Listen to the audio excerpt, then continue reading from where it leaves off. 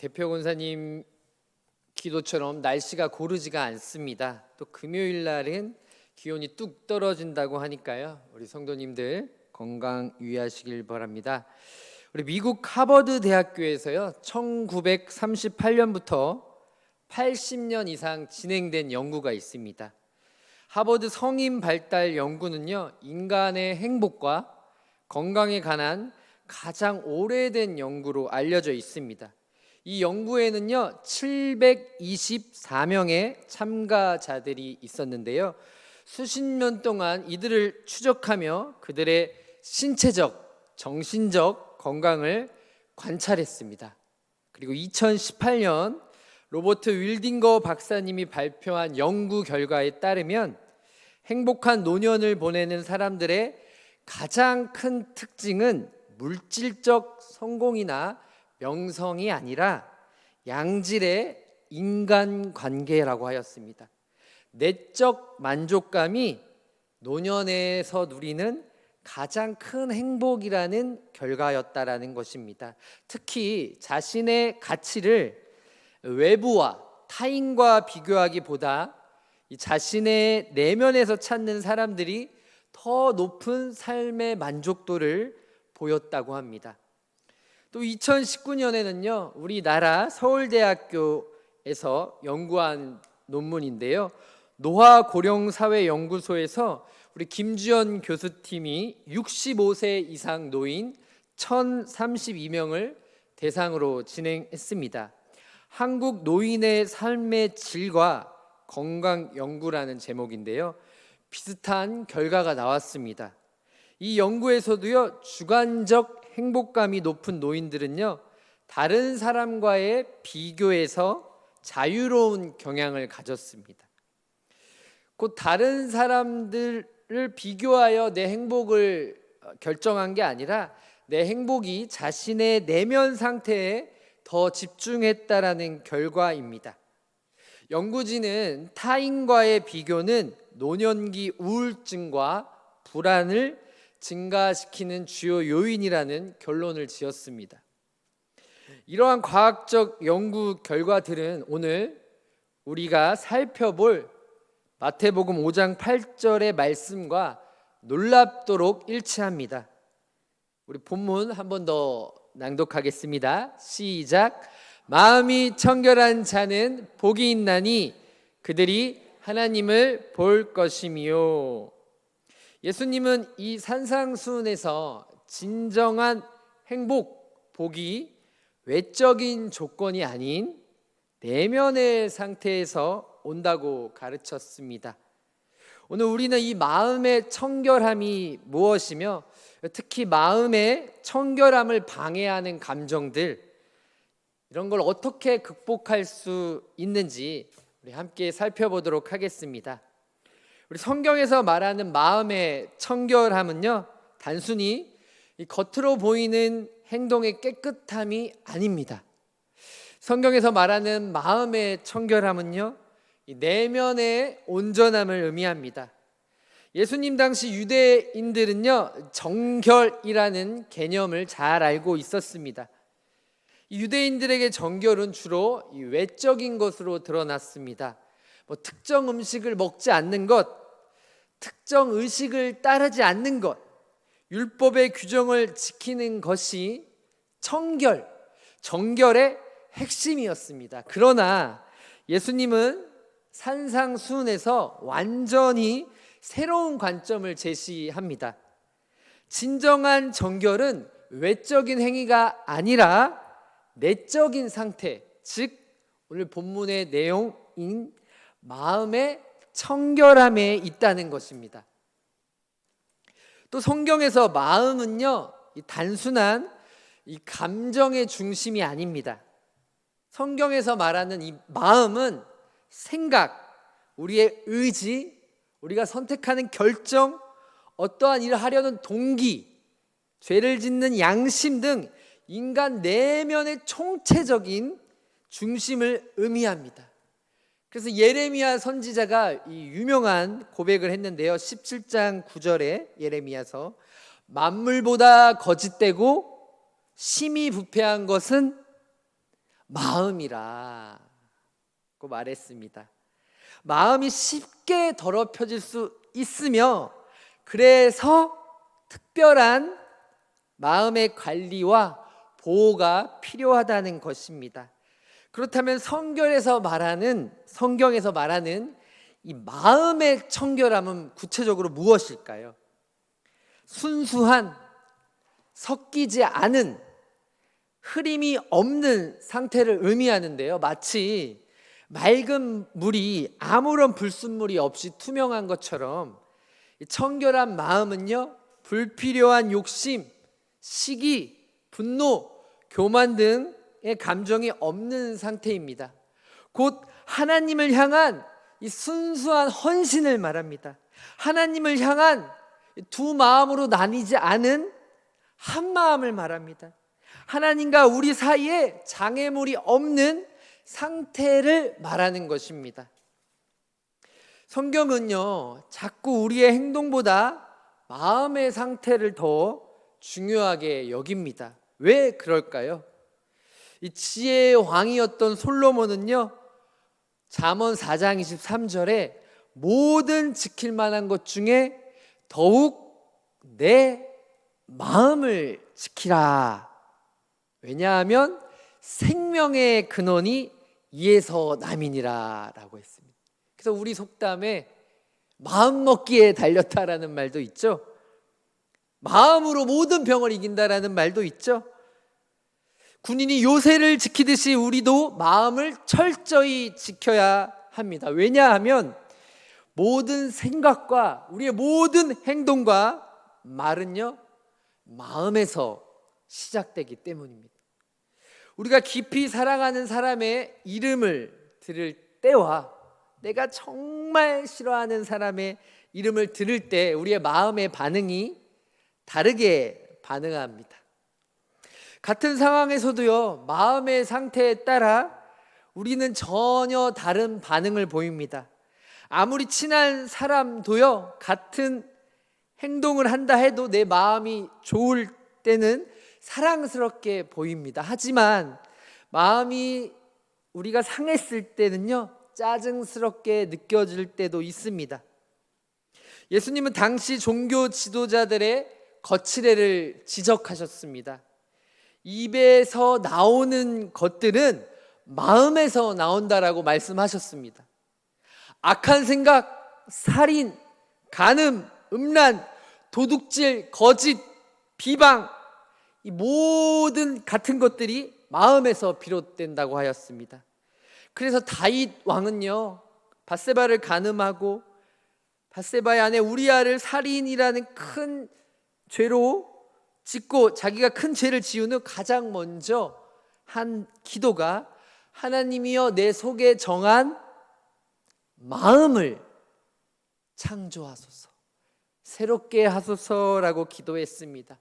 다윗의 행동의 변화보다 마음의 변화가 먼저라는 것이었습니다.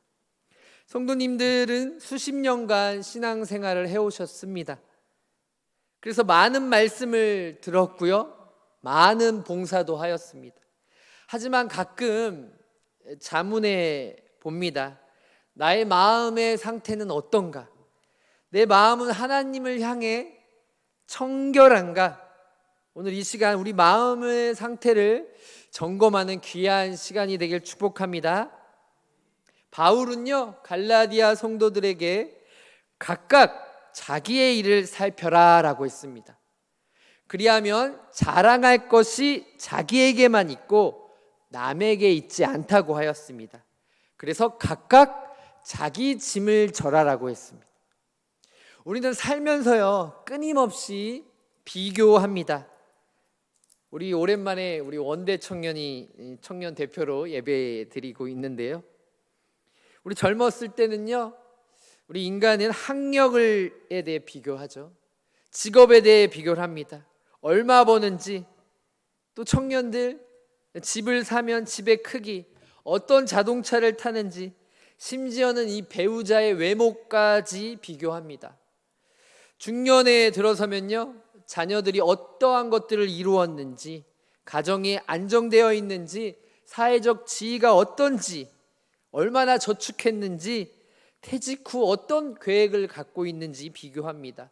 그리고 인생의 후반기에 들어가면요, 내 건강의 상태가 어떤지, 자녀들이 내 집에 얼마나 방문하는지, 손주들이 얼마나 성공했는지, 내 노후 주거 환경이 어떤지, 내가 받는 연금 액수가 얼마인지, 또 내가 노년이 되어서도 내가 얼마나 친구를 많이 만나고 내 주변에 친구가 많은지에 대해서까지 비교하게 됩니다. 세상에서만 그럴까요? 교회에서도 마찬가지인 것 같습니다. 저 집사님은 매일 새벽기도 나오시는데 나는 건강이 안 좋아서 못 나가네.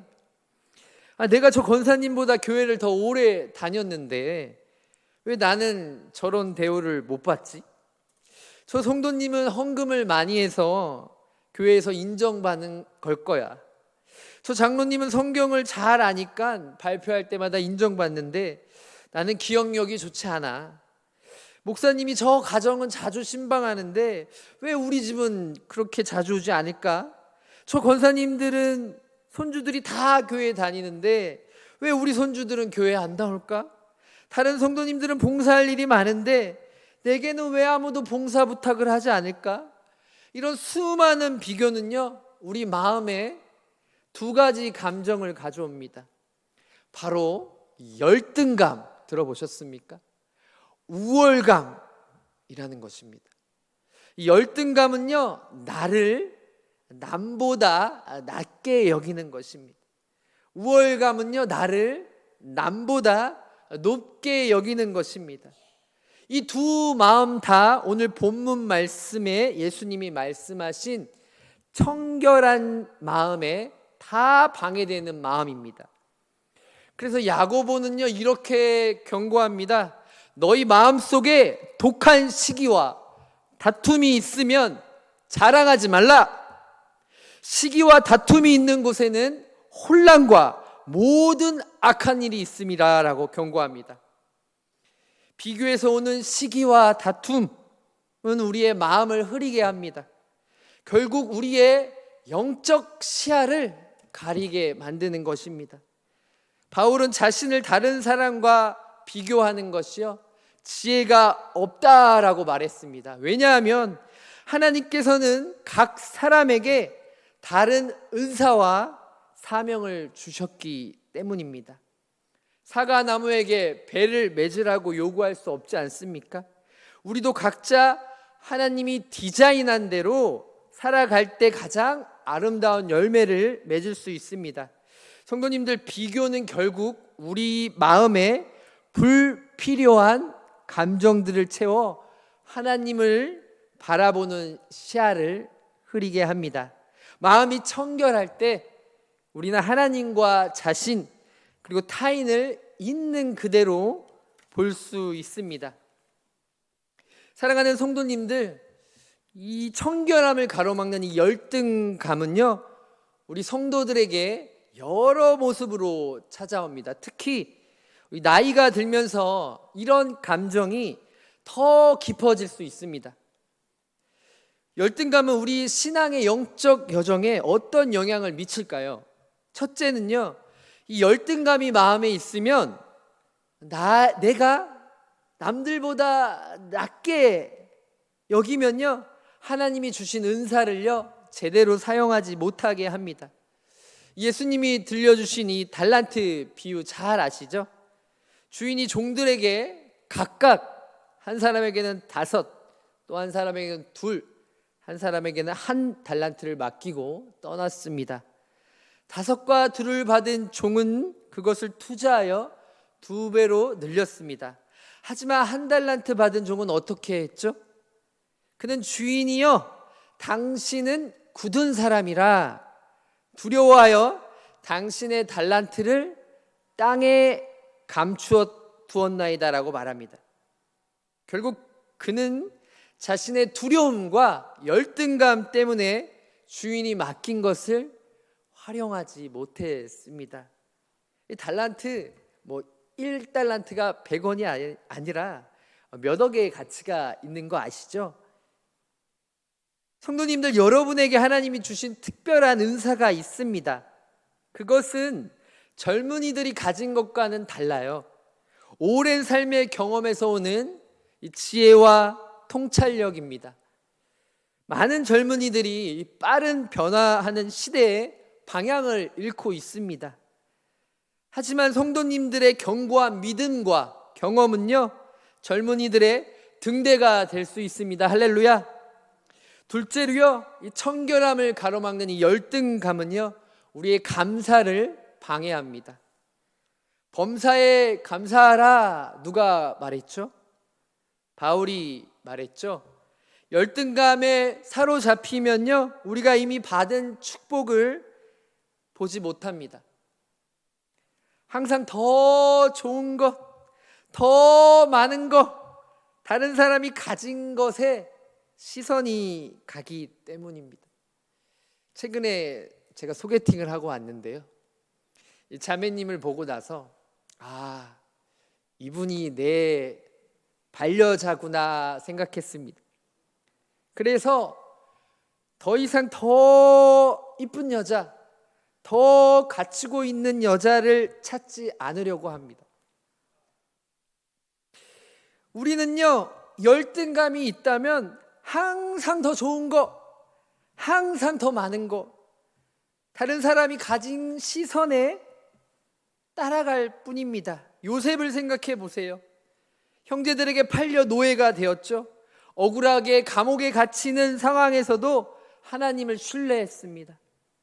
요셉은 자신보다 더 나은 환경에 있는 자유로운 사람들과 자신을 비교하며 열등감에 빠지지 않았습니다.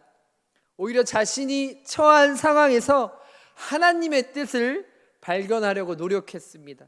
그 결과 그는 마침내 형들 앞에서 어떤 고백을 했죠? 당신들은 나를 해하려 하였으나 하나님은 그것을 선으로 바꾸사라고 고백합니다. 셋째, 열등감은요, 우리가 하나님의 참된 자녀로서의 정체성을 잊게 만듭니다. 요한 1서에서 요한은요, 보라, 아버지께서 어떠한 사랑을 우리에게 베푸사 하나님의 자녀라 일컬음을 받게 하셨는가 라고 말합니다. 이 구절은요, 우리 신자의 참된 정체성을 보여줍니다. 우리는 하나님의 자녀입니다. 이 정체성은 우리의 성취나 능력에 기초한 것이 아닙니다. 나이가 들어 신체적 능력이 감소하고 있지 않습니까? 사회적 역할도 줄어들었는데요, 하나님의 자녀라는 이 정체성은요, 이러한 외적인 조건에 해당되지 않습니다. 하나님은 우리를 조건부로 사랑하지 않으십니다. 젊고 활동적일 때만, 많은 것을 이룰 때만 사랑하지 않으십니다. 우리가 하나님의 자녀이기 때문에 사랑하십니다.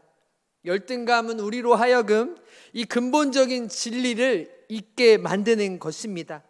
성도님들의 가치를 외부적인 조건과 다른 사람과의 비교에서 찾지 않길 소망합니다.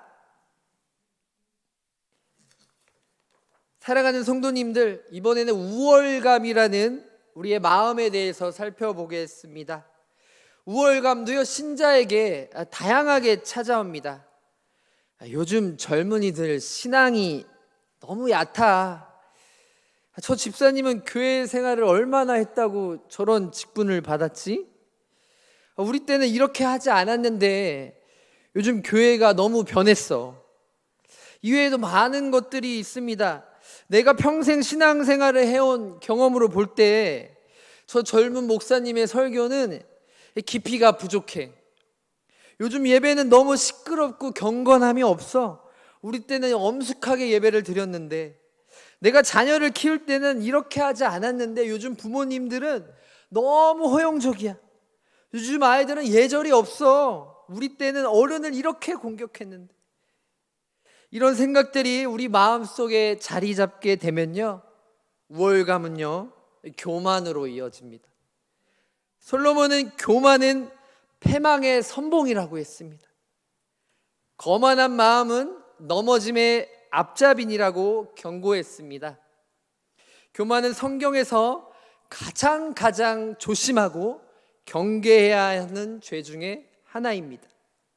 우리가 우월감에 빠지면요, 신자가 우월감에 빠지면요, 하나님보다 자신을 높이는 위험에 처합니다.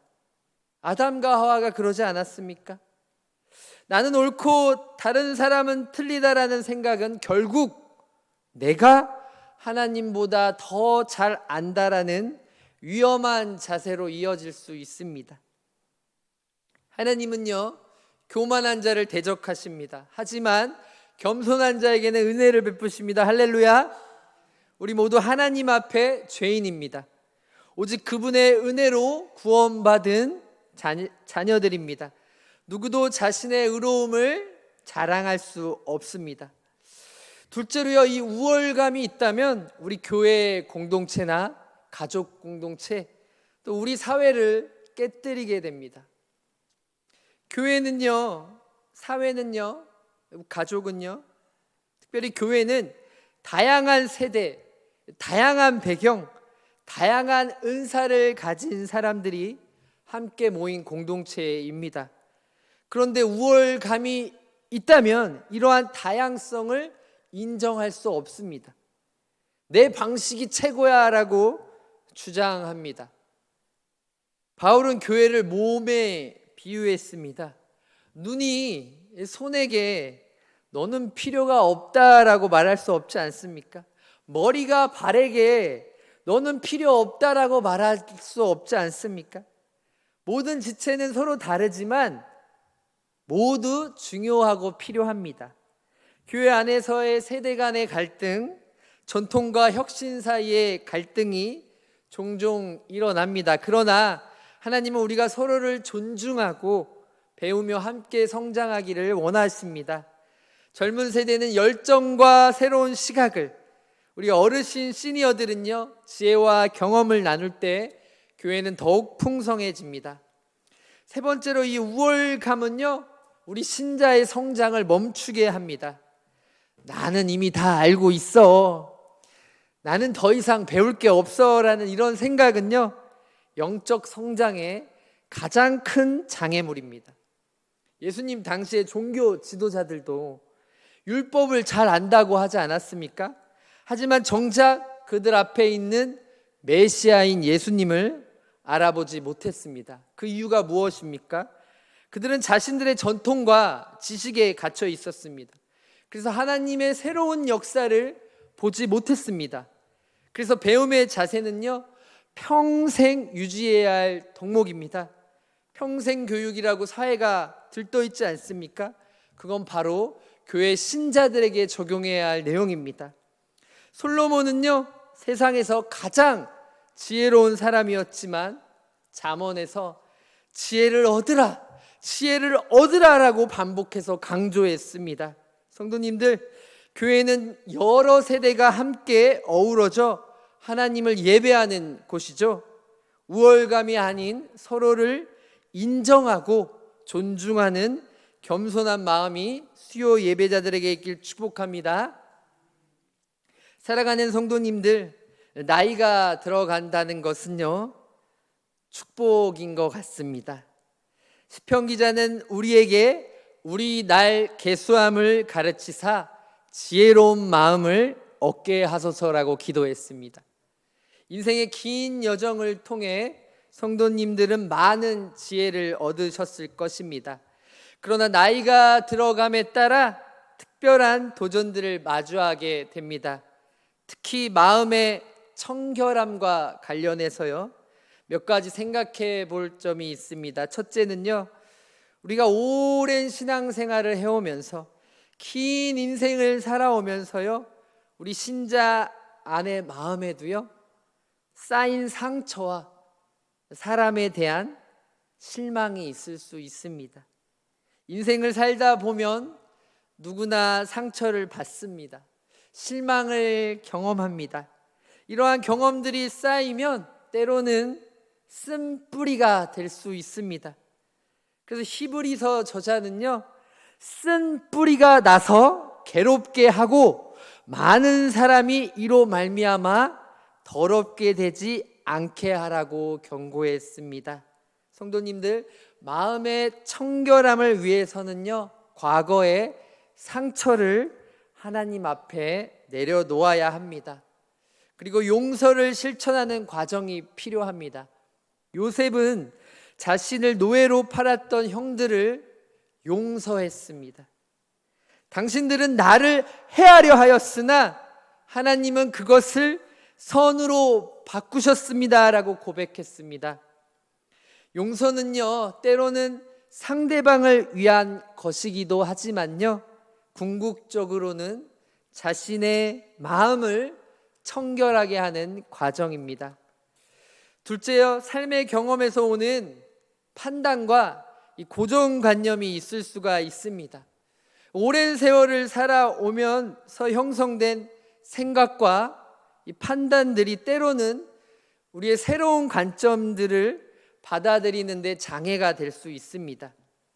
그래서 이사야가 이런 고백을 하죠. 보라, 새 일을 행하시리니 하나님이 나타낼 것이라. 너희가 그것을 알지 못하겠느냐? 보라, 내가 새 일을 행하리라. 할렐루야.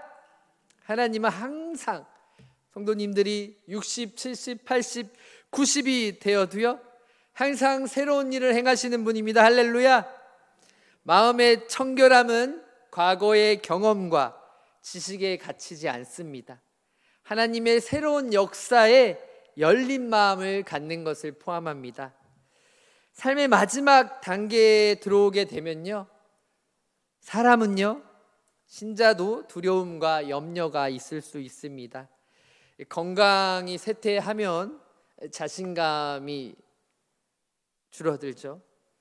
혼자 남겨질 두려움, 죽음에 대한 생각 등이 우리의 청결한 마음을 어지럽힐 수 있습니다. 그러나 다윗은요, 내가 사망의 음침한 골짜기를 다닐지라도 해를 두려워하지 않을 것은, 외쳐줄 줄 알았는데 아무도 외쳐주지 않네요. 주께서 나와 함께 하심이라. 할렐루야. 예수님은 평안을 너희에게 끼치노니 곧 나의 평안을 너희에게 주노라. 할렐루야. 내가 너희에게 주는 것은 세상이 주는 것과 같지 않다라고 합니다. 너희는 마음에 근심하지도 말고 두려워하지도 말라. 할렐루야. 많은 것이 없을지라도 예수 믿고 마음의 평안함을 얻지 않으셨습니까? 인생의 황혼기는요, 오히려 마음의 청결함을 가장 깊이 경험할 수 있는 특별한 시기입니다. 세상의 많은 유혹과 욕심에서 우리 원대 청년은 싸우고 있을 것입니다. 저도 마찬가지이고요. 하지만 인생을 많이 사신 우리 시니어 성도님들, 많은 유혹과 욕심에서 이제 자유로워지셨죠? 이제는 진정으로 중요한 것에 집중할 수 있는 시기입니다.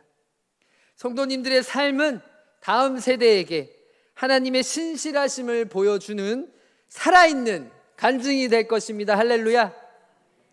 우리 몇 가지 마음의 청결함을 실천할 수 있는 방법을 빠르게 훑고 결론을 내겠습니다.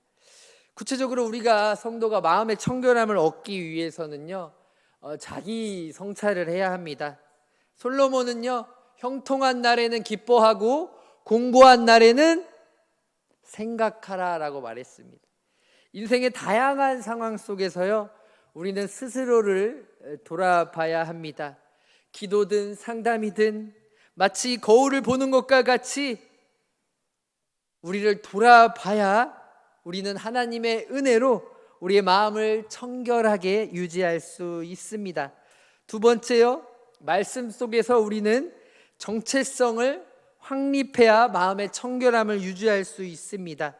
세상은 우리의 가치를 건강과 재산과 사회적 지위로 정의하고, 특히 은퇴 후에는 이제 나는 누구인가라는 질문이 신자들 마음에 들 수 있지만, 하나님은 여전히 다른 기준으로 우리를 보십니다. 요한이 이런 고백을 합니다. 아버지께서 어떠한 사랑을 우리에게 베푸사 하나님의 자녀라 일컬음을 받게 하셨는가라고 말합니다. 이 정체성은요, 은퇴해도 건강이 악해져도 사회적 역할이 줄어도 변하지 않습니다. 여러분은 하나님의 걸작품입니다. 할렐루야.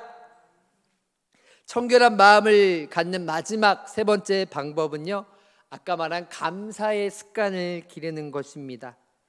바울은 데살로니가 교회 성도들에게 범사에 감사하라, 이것이 그리스도 예수 안에서 너희를 향하신 하나님의 뜻이니라라고 권면합니다. 감사는요, 선택입니다.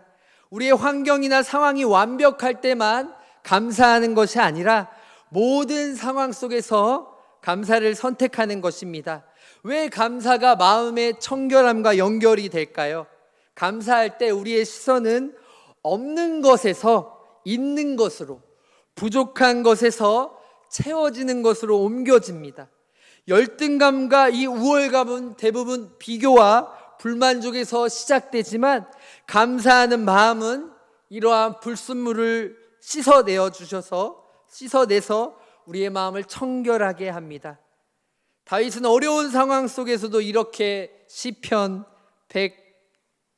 이런 고백을 합니다.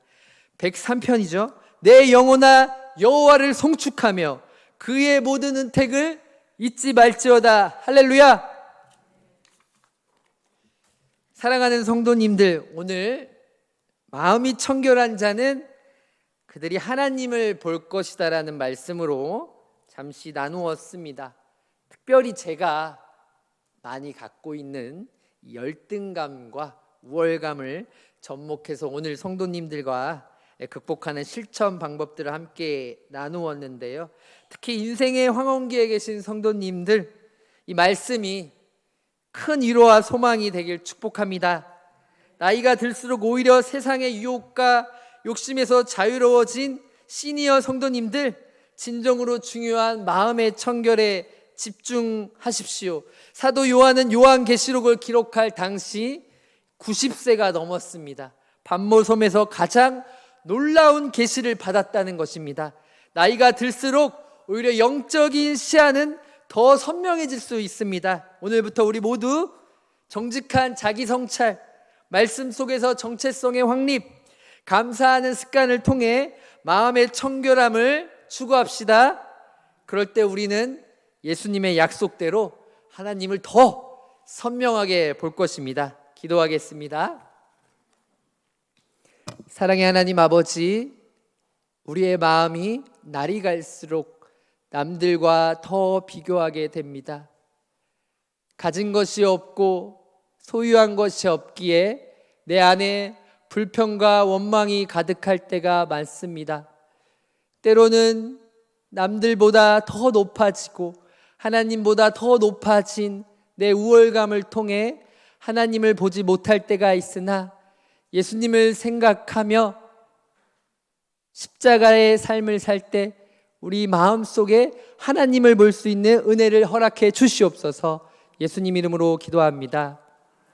담임 목사님 나오셔서 광고 전해 주시겠습니다.